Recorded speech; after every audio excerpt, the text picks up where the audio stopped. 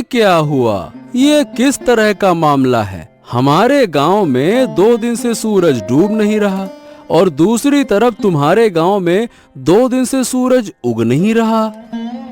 और नहीं तो क्या, अरे तुमको क्या बताऊं, मेरी माँ को है रतौंधी, वो रात में देख नहीं सकती। अब यहाँ 2 दिन से मेरी हालत इतनी खराब हो गई है कि मैं क्या ही बताऊं। माँ घर के कोई काम कर नहीं पा रही क्योंकि रात है और रात में माँ को दिखता नहीं है। वही तो, लेकिन सवाल ये है कि ये हुआ कैसे, ये बताओ। मतलब ऐसा किसने किया? ऐसी घटना तो भैया मैंने पहले कभी ना देखी। कभी ऐसा होता हुआ सुना है क्या? बताओ। हमारे गांव में दिन और तुम्हारे गांव में रात हैं। वही तो, मुझे तो लगता है कि मैं तुम्हारे गांव आ जाऊं। 2 दिन से सूरज की किरण नहीं देख पाया। ऐसा लगता है कि अंधेरे का साम्राज्य आ गया है।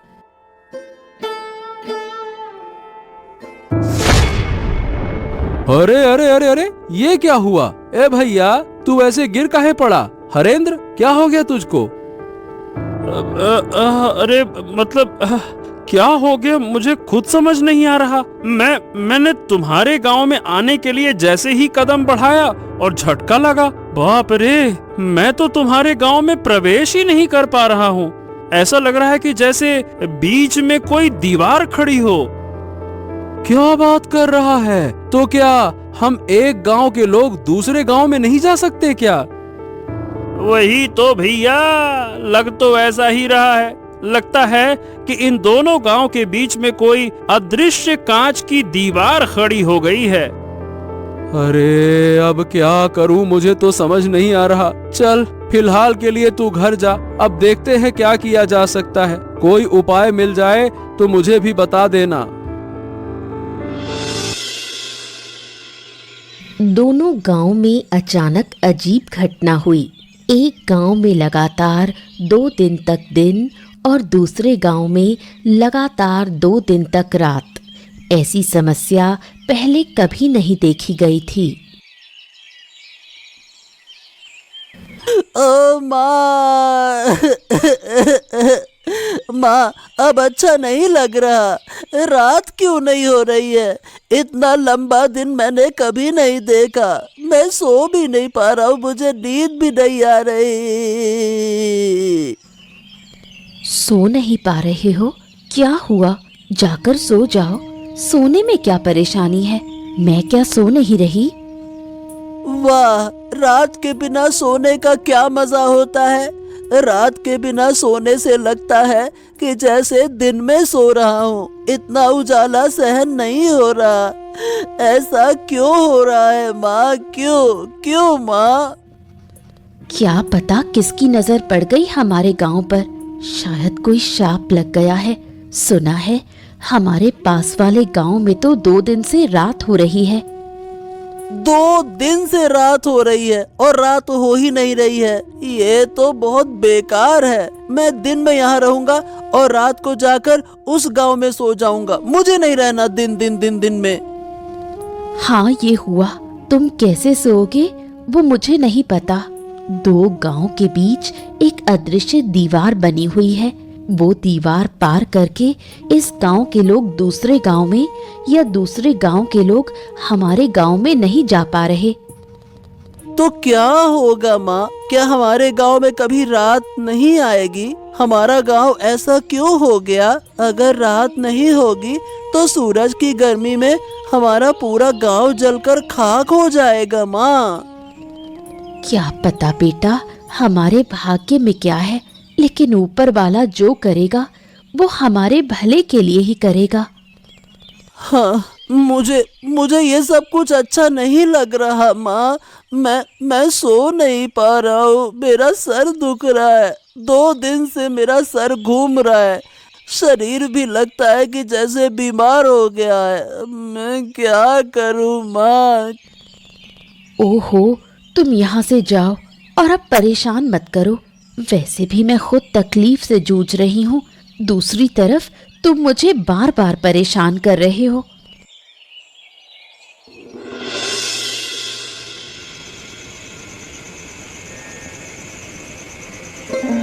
रात के गांव में हरेंद्र की माँ शांता बूढ़ी रहती है, जिसे रात को दिखाई नहीं देता। इस वजह से अब जब गांव में रात हो गई है तो शांता बूढ़ी काफी मुश्किल में पड़ गई है। हरेंद्र, ओ हरेंद्र, कहाँ गए तुम? यहाँ आओ, मुझे बाहर ले जाओ, मुझे कुछ भी नजर नहीं आ रहा। अरे बस बस बस बस, आ गया माँ, आ गया। और कितना पुकारोगी? अरे तुम्हारी तकलीफों ने मुझे बेहाल कर दिया है। 2 दिन से तुम मुझे एक पल भी शांति से बैठने नहीं दे रही हो। हरेंद्र हरेंद्र हरेंद्र, कहाँ है, जल्दी आ। अरे मुझे भी तो बैठने दो। क्या तुम मुझे बोझ समझने लगे हो क्योंकि मैं बूढ़ी हो गई हूँ? जब मैं स्वस्थ थी तब तुमने मुझे पाल पोस कर बड़ा किया, अब तुम मुझे बोझ समझने लगे। हो, यही तो तुम्हारा तरीका है।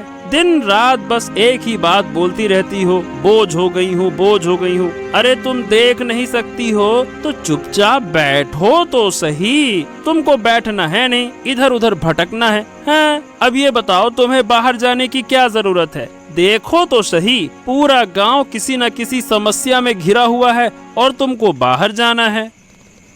क्या तुम्हें अकेले को समस्या है, गांव के और लोग नहीं? तुम्हें क्यों इतनी तकलीफ हो रही है? ऐसा है अम्मा कि मेरी तरह किसी के पास ये रतौंधी वाली माँ नहीं है जिसे लेकर वो परेशान हो। नहीं तो कोई काम तुम्हारे लिए अब नहीं है। घर के सारे काम मुझे करने पड़ते हैं और तुम्हारी देखभाल भी तो मुझे ही करनी पड़ती है। बस, मेरी और देखभाल करने की जरूरत नहीं। जिस दिन मर जाऊंगी उस दिन तुम समझ पाओगे। तुम लोग बड़े होकर शायद बूढ़ी माँ को ऐसी हालत में छोड़ देते हो। ओहो, बस। अब ऐसी बातें मत करो। चलो बताओ कहाँ जाना चाहती हो, मैं तुम्हें लेकर चलता हूँ। फिर खाना भी बनाना है, तुम्हें खाना देना होगा, फिर बर्तन साफ करने हैं, तुम्हारा बिस्तर लगाना है, बहुत सारा काम है। चलो जल्दी बताओ कहाँ जाना है।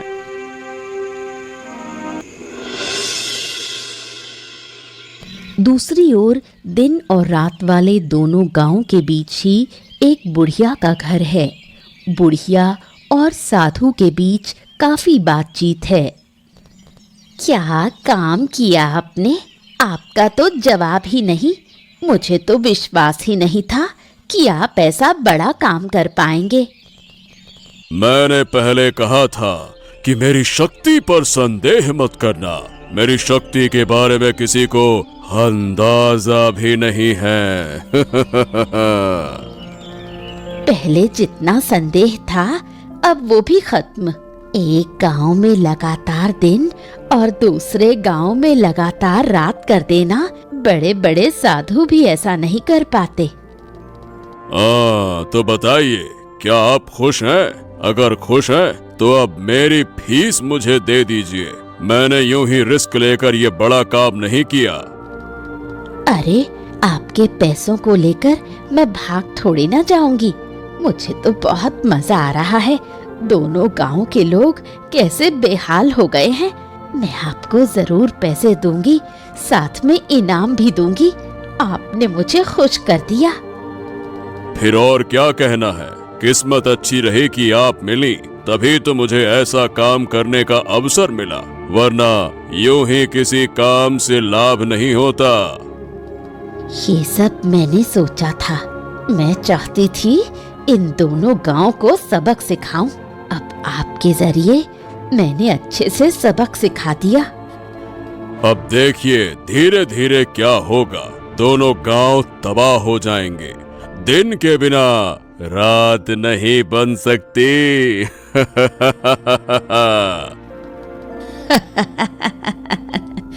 मैं भी यही चाहती थी। मैंने इस दिन का बहुत इंतजार किया है। अब मैं उन्हें हर तरह की तकलीफ दिखाकर सिखा दूंगी कि दुख और अपमान क्या होता है। अब वो मेरा कभी अपमान करने की हिम्मत नहीं करेंगे। मैं चाहती हूँ कि इन दोनों गांव के बीच सिर्फ मैं बची रहूं और कोई ना रहे। अरे बेटा, अरे रुक जाओ बेटा, इस तरह से क्यों दौड़ते हो? क्या हो गया? अरे रुक जाओ, गिर जाओगे बेटा, रुको रुको। पिताजी पिताजी, हाँ, पिताजी पिताजी, मुझे एक बड़ी बात पता चल गई है। मैंने दिन और रात की असली वजह जान ली है। पिताजी पिताजी पिताजी, अब आप कुछ उपाय निकालो, वरना दोनों गांव वाले मर सकते हैं। अरे बेटा शांत हो जा। हाँ, अब ये बता क्या हुआ, कैसे जाना तुमने, बता मुझे। पिताजी हमारे दोनों गांव के बीच में उस बुढ़िया का घर है ना, वही बुढ़िया जो गांव वालों से बात भी नहीं करती, ये सब कुछ वही करवा रही है। क्या? ये क्या कह रहे हो तुम? क्या सच में ऐसा है? पर ये बताओ, तुम्हें कैसे पता चला कि वो करवा रही है? अब मैं सच कह रहा हूँ पिताजी। मैं थोड़ा क्या है कि बाहर गया था, तो बुढ़िया के घर से ना हंसी ठहाके की आवाजें आ रही थी। मैं चुपके से गया, मैंने सब कुछ सुना और देखा कि बुढ़िया ना एक साधु के साथ में योजना बना रही थी। पिताजी, जो करना है अब जल्दी कीजिए। मुझे लगता है कि वो साधु ना बड़ा शक्तिशाली है। ओ, अब जब सब कुछ खुल ही गया है तो उस बुढ़िया को छोड़ना नहीं चाहिए। वो जिद करके हमारे विनाश की कोशिश कर रही है ना। वही तो, पर ये समझ में नहीं आ रहा पिताजी कि वो ऐसा कर क्यों रही है। मतलब वो हमसे गुस्सा है क्या? और गांव वाले उससे बात क्यों नहीं करते? हाँ, ये सब बातें जानने के लिए अभी तुम बहुत छोटे हो बेटा। चलो, मैं जाता हूँ, हरेंद्र से बात करूंगा, फिर हम दोनों मिलकर बुढ़िया के घर जाएंगे और समझाएंगे। नहीं तो इसके अलावा तो कोई और उपाय नहीं दिखता। वही तो पिताजी, जल्दी कीजिए। मुझे उस साधु पर भरोसा नहीं है, बहुत ही बेकार हंसी हंसता है वो पैसे लेकर चला गया और यकीन है कि वो वापस आएगा।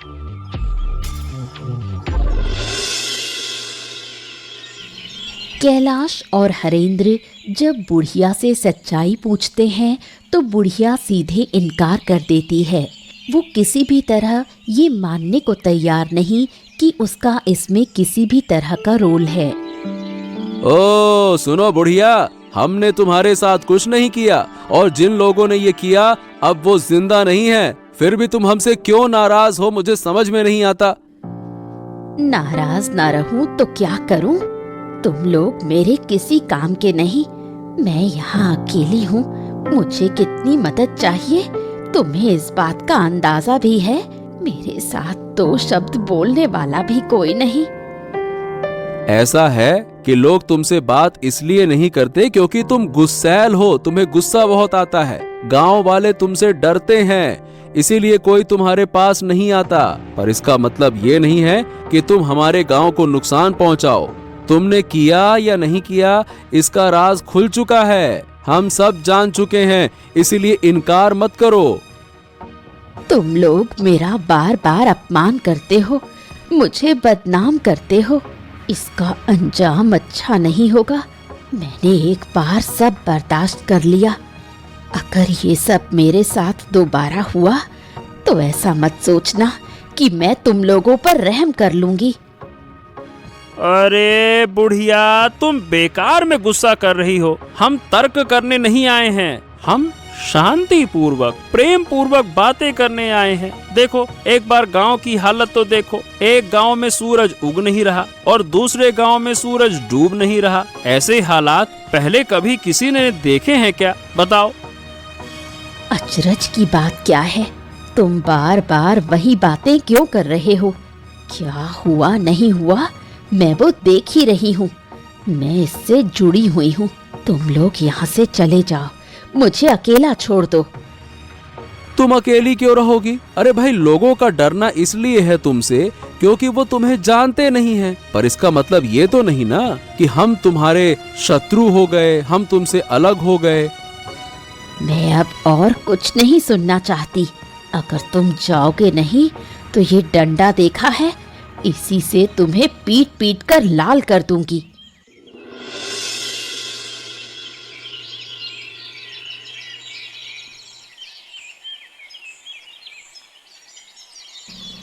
क्या तुम सच में उस बूढ़ी के पास गए थे? रिशान ने मुझे बताया, कुछ फायदा हुआ क्या? हाँ, जितना समझ में आया उससे ये पता चला कि आराध्या, वो जो बुढ़िया है ना, वो दोनों गांव पर बहुत गुस्सा है। इसीलिए बूढ़ी ने किसी साधु की मदद से हमारे इन दोनों गांवों के साथ में ऐसा किया। तो क्या इन दोनों गांव को फिर पहले जैसा करना संभव नहीं?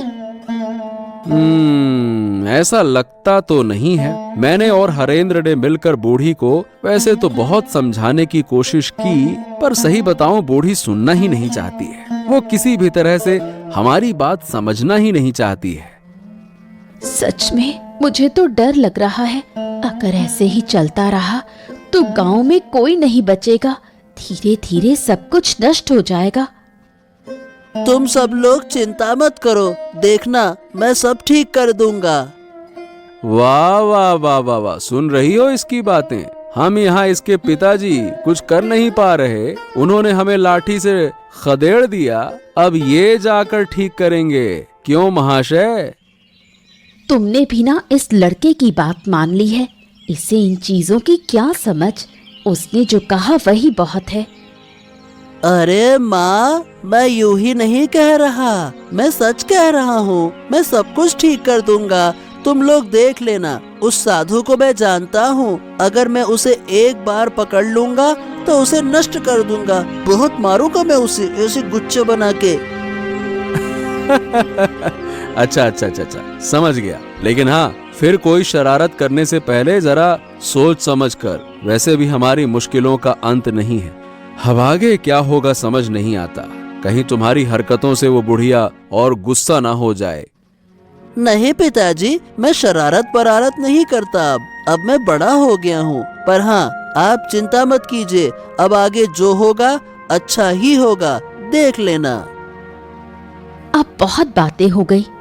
तुम दोनों जाओ और हाथ मुंह धोकर आओ, मैं खाना देती हूँ।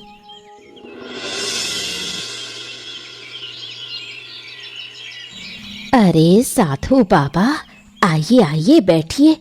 मैं तो आपका ही इंतजार कर रही थी। कितनी बातें हुई, आपको तो कुछ पता ही नहीं। क्या बात है? फिर क्या हुआ? कोई नई कहानी हुई क्या? गांव वालों को सब पता चल गया है कि ये मैंने ही किया है, पर मैंने इनकार कर दिया। सब मेरे पास आए थे, मैंने उन्हें भगा दिया। उनका इस विपत्ति में पड़ा हुआ चेहरा देखकर मुझे कितनी खुशी हुई। ठीक है, तुमने इनकार किया, ये अच्छी बात है। लेकिन पर जब लोग शक करते हैं तो बिना कुछ जाने, बिना किसी वजह के शक नहीं करते। कुल मिला के बात ये है कि किसी तरह से कोई हमारी बातें सुनकर गया है। कौन सुनेगा? मेरे घर के आसपास कोई नहीं आना चाहता। वो मुझे डायन कहते हैं, बोलते हैं मैं काला जादू करती हूँ। धीरे धीरे तुम्हारे मन का सारा दुख दर्द मिट जाएगा, है ना? अरे ये मेरा कमंडल कहाँ गया?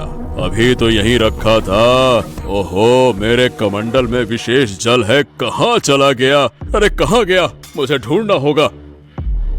अरे ए लड़के, मेरा कमंडल दे दे। मैं कह रहा हूँ मेरा कमंडल दे दे।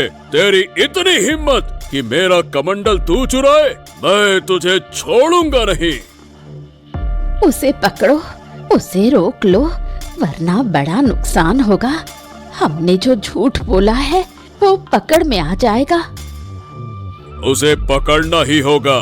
मेरा कमंडल उसके पास है और उस कमंडल में विशेष जल है। उसी जल से मैं फिर से इस गांव का रात और दूसरे गांव का दिन दूर कर दूंगा। चिंता मत करो। अब क्या होगा? सब कुछ तो फिर से पहले जैसा हो गया। उस बच्चे से कमंडल ले आऊंगा और फिर इन गांवों का दिन रात बदल दूंगा। तुम चिंता मत करो।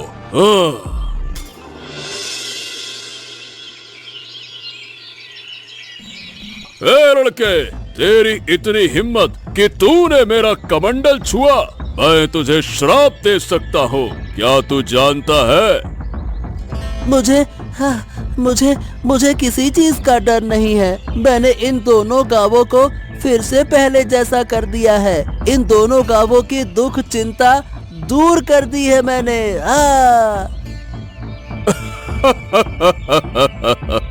अरे मूर्ख बच्चे, तू इतना छोटा सा लड़का, पिद्दी सा, तू क्या समस्या दूर कर पाएगा? चल्ला, मेरा कमंडल मुझे दे दे।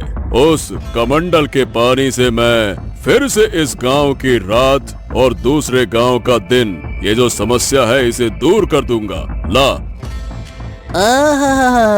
मैं कभी ऐसा होने नहीं दूंगा। मैं इस कमंडल का पानी फेंक दूंगा, फिर देखता हूँ कि तुम दोबारा से एक गांव में रात और दूसरे गांव में दिन कैसे कर पाते हो। ए लड़के, मुझसे चालाकी मत कर, वरना इसका बहुत बुरा परिणाम भुगतना होगा। बच्चे, बिल्कुल बच्चे जैसे रह, ज्यादा बड़ेपन का ढोंग मत कर, समझा?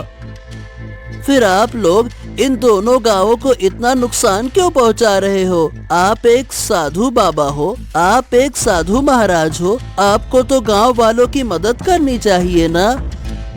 बेशक मैं मदद कर रहा हूँ, मैं बूढ़ी की मदद कर रहा हूँ, उसके दुख तकलीफ दूर कर रहा हूँ। ये तुम्हारी समस्या नहीं है और तुम्हारी समझ के बाहर की चीज है। चलो अब लाओ, मेरा कमंडल मुझे वापस करो।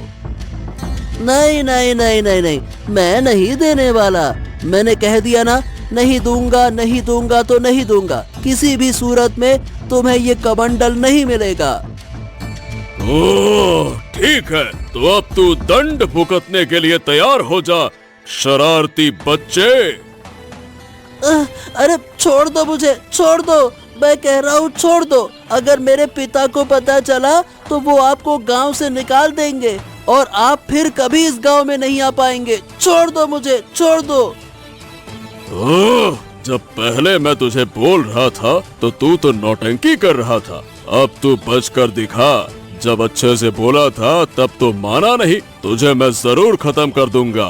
मेरे साथ शरारत करने आया था ना तू? चल। रिशान को न पाकर कैलाश का परिवार पगला सा हो जाता है। लोग समझते हैं कि इस अनहोनी के पीछे जरूर बुढ़िया का ही हाथ है। बूढ़ी माँ, बूढ़ी माँ, बूढ़ी माँ, हमें बचाओ, हमारी मदद करो बूढ़ी माँ, हम तुमसे हाथ जोड़कर विनती कर रहे हैं बूढ़ी माँ। क्या हुआ? फिर कोई अनहोनी हो गई? मैं किसी की मदद नहीं कर सकती, मैं मदद करने वाली नहीं हूँ। तुम लोग तो मुझे डायन कहते हो, बोलते हो मैं काला जादू करती हूँ। मैं काला जादू करती हूँ, मैं किसी की मदद क्यों करूँ? हमारी मदद करो, दया करो बूढ़ी माँ, दया करो। हमें अपना बेटा नहीं मिल रहा, कहाँ गया हम कुछ नहीं जानते। आप खोज कर बताइए, मुझे पता है कि आप जानती हैं। अब बहुत दुख हुआ ना, पर उस दिन जब मैंने गांव वालों के पास जाकर अपने बच्चे के लिए मदद मांगी थी तो तुम लोग कहाँ थे? तब तुमने मेरी मदद नहीं की। क्यों? मैं गरीब हूँ इसलिए? क्या आप ऐसा क्यों कह रही हैं? मैं सही कह रही हूँ, मेरा बच्चा बीमार था। मैंने सबके पास मदद मांगी, किसी ने मेरी मदद नहीं की। सबने मुझे अपमान करके भगा दिया। आखिर मेरा बच्चा मर गया। क्या मैंने कम दुख पाया? अब वो तो हमें कुछ भी नहीं पता था। आप हमें इतनी बेकार नजरों से क्यों देखती हैं? कृपया करके बताइए ना, मेरा बेटा कहाँ है? मैं अपने बच्चे के बिना नहीं जी पाऊंगा, नहीं जी पाऊंगा। जीऊंगी, जरूर जीऊंगी। तुम लोग सब जियोगे, पर अंदर तक तीव्र पीड़ा के साथ जियोगे, जैसे कि मैं इतने समय से जी रही हूँ, अपने बच्चे की यादों को थामे हुए। अरे कैसी इंसान है आप? एक छोटा बच्चा मेरा नहीं मिल रहा, कोई अनहोनी हो गई तो क्या आप थोड़ी सहानुभूति नहीं दिखा सकती? हर समय दुश्मनी दुश्मनी दुश्मनी, क्यों क्यों?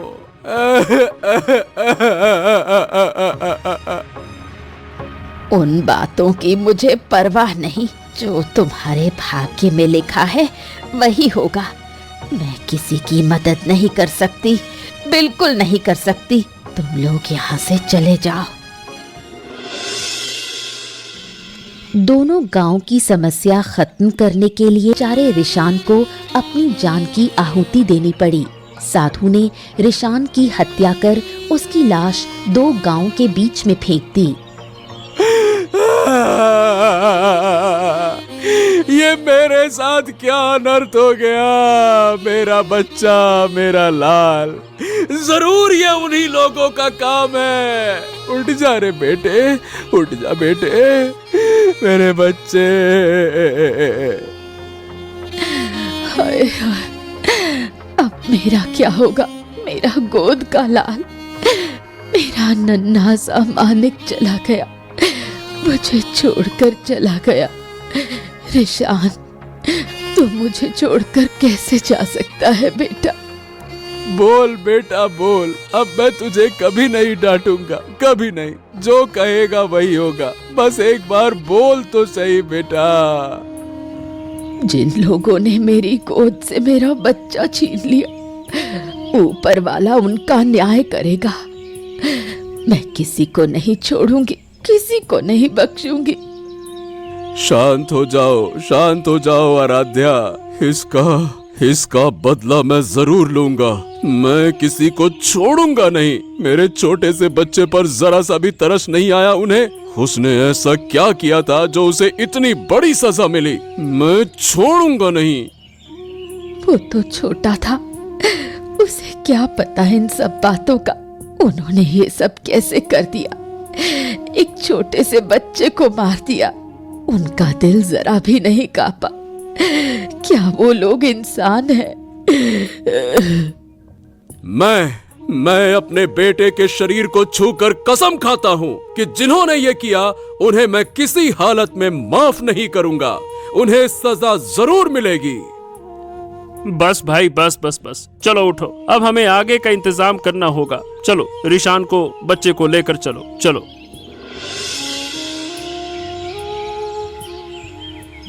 हाँ क्या बूढ़ी, अब तो तुम खुश हो ना? तुम्हारी मनोकामना धीरे धीरे पूरी कर रहा हूँ। अब तुम मेरी तरफ भी थोड़ा ध्यान दो। अरे आप चिंता मत कीजिए, आपके सारे पैसे मैं दे दूंगी, कोई दिक्कत नहीं होगी। आप बस इसी तरह मेरा काम करते रहिए। मैं इतनी खुश पहले कभी नहीं हुई। अगर तुम चाहो तो मैं तुम्हें और भी खुश कर सकता हूँ। जरूर चाहती हूँ। मैं चाहती हूँ कि इन दोनों गांव का एक भी बच्चा जिंदा ना बचे, सबकी गोद खाली हो जाए। आज जो लोग रो रहे थे, उन्हें देखकर मुझे कैसी पिशाची सी खुशी मिल रही थी, क्या बताऊं।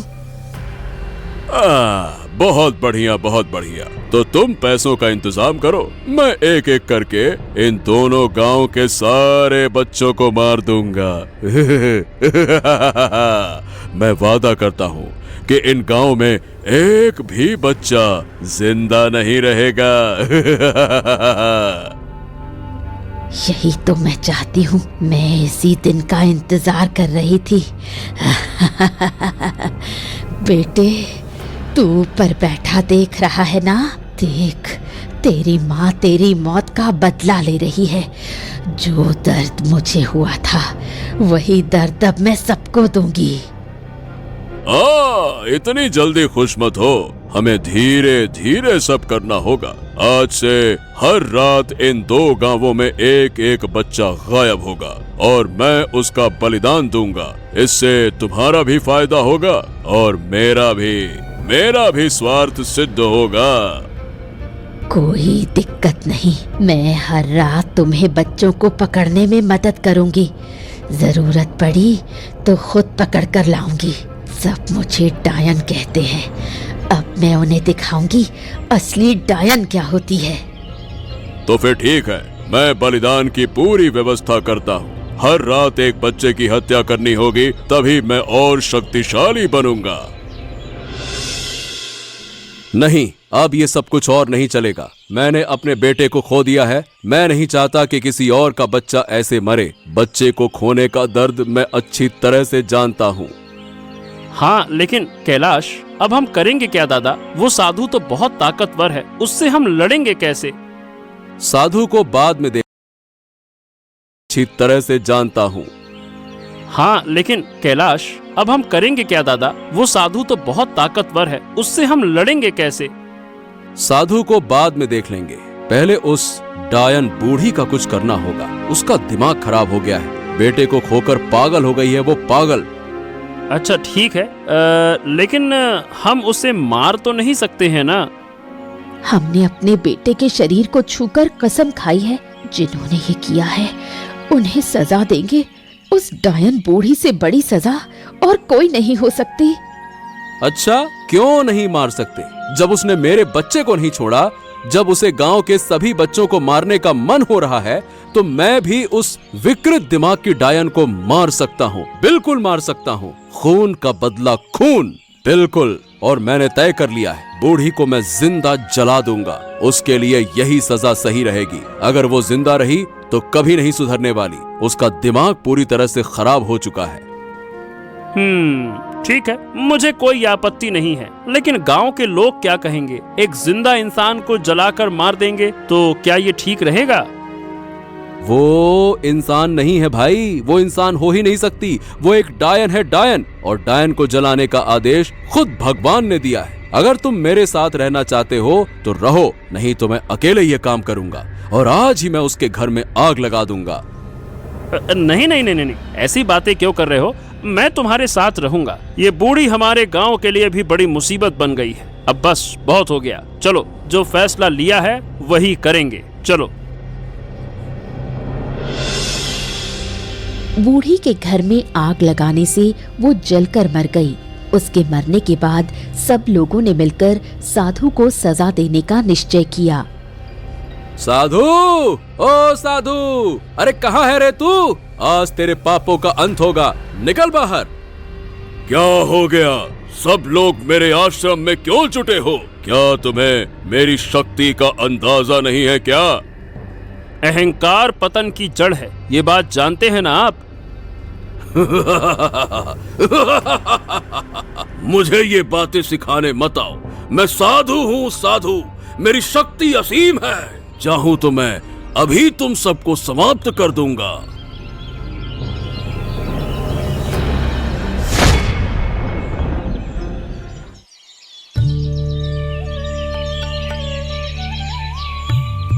हाँ, आखिरकार हमारे गांव से बुरी नजर हट गई। अब हमारे गांव पर फिर कोई विपत्ति नहीं आएगी। अगर फिर कभी कुछ हुआ तो हम सब मिलकर उसका सामना करेंगे। हाँ, गांव तो आखिरकार ठीक हो गया, लेकिन मैंने अपना बेटा खो दिया। मेरा बेटा अपनी जान देकर इस गांव को मुक्ति दिलाकर चला गया। चिंता मत करो कैलाश, जब तक इस गांव के लोग जिएंगे तुम्हारे बेटे को सब याद रखेंगे। सब तुम्हारे बेटे का सम्मान करेंगे। पीढ़ी दर पीढ़ी तुम्हारा बेटा हमारे इन दोनों गांव के बीच जिंदा रहेगा। ऐसा ही हो बूढ़ी माँ, ऐसा ही हो। लेकिन अब से हमें ये भी ध्यान रखना होगा कि बूढ़ी के बेटे जैसा कोई और बच्चा किसी बीमारी में आकर मदद ना पाकर मर ना जाए, वरना हर घर में ऐसी डायनें पैदा हो जाएंगी। बिल्कुल सही कह रही हो आराध्या। हम सब एक दूसरे का ध्यान रखेंगे। ये दोनों गांव अब से अलग नहीं रहेंगे, बल्कि हमेशा एक दूसरे की मदद करेंगे। ऐसा ही हो। और मैं अनुरोध करूंगी कि मेरे बेटे के लिए सब लोग प्रार्थना करें। सब मेरे बेटे को याद रखें, सुख शांति से रहें। ऐसे ही मजेदार किस्से देखने के लिए हमारे चैनल को सब्सक्राइब करना ना भूलें।